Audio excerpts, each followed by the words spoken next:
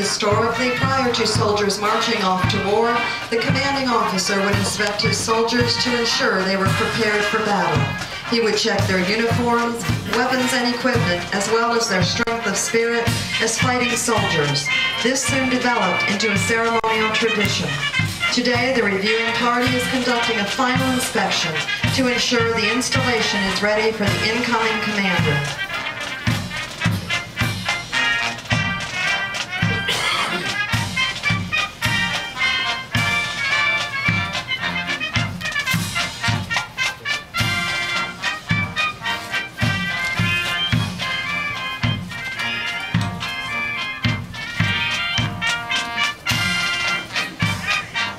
Fort Jackson was established as an Army training center on the 2nd of June, 1917, as one of 16 new training centers established to answer America's call for trained fighting men in World War I. Fort Jackson would eventually become the largest and most active of its kind in the world.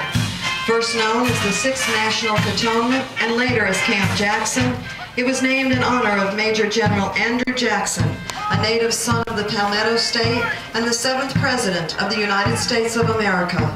The initial cantonment area of 1,200 acres was donated by the citizens of Columbia, initiating the long tradition of respect, cooperation, and friendship between the city and the installation that continues to this day.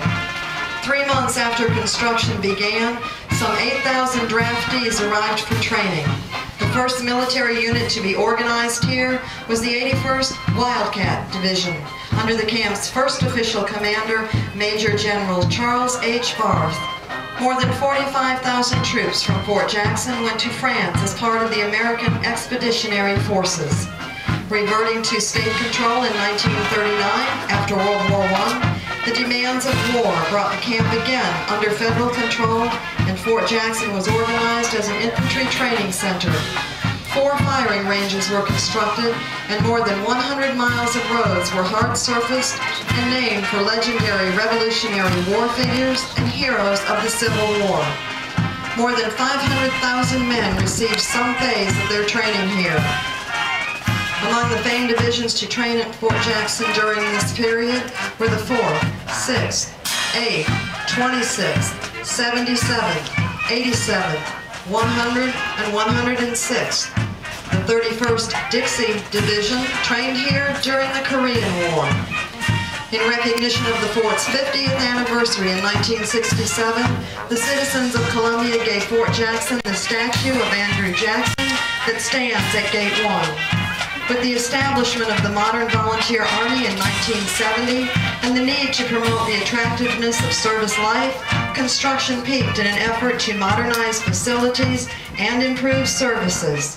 In June 1973, Fort Jackson was designated as a United States Army Training Center, where young men and women were trained to be disciplined and ready soldiers.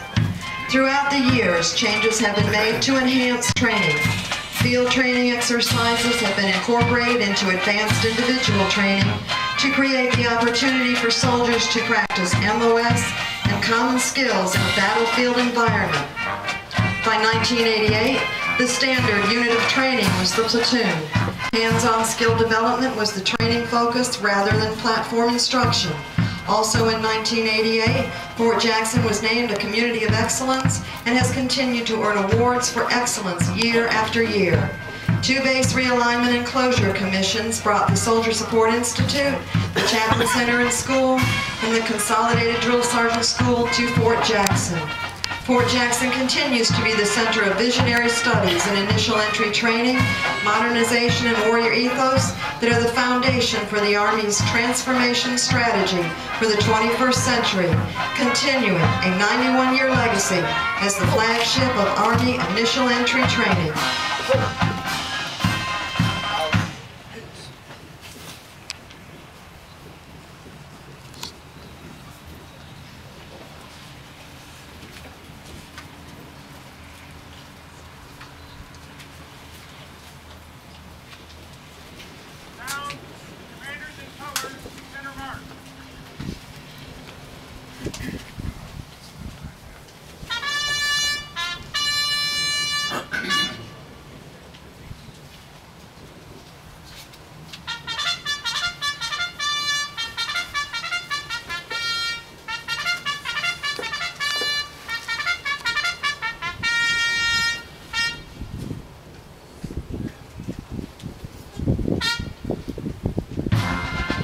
What you are seeing now is a movement known as centering the colors, which presents colors to their command.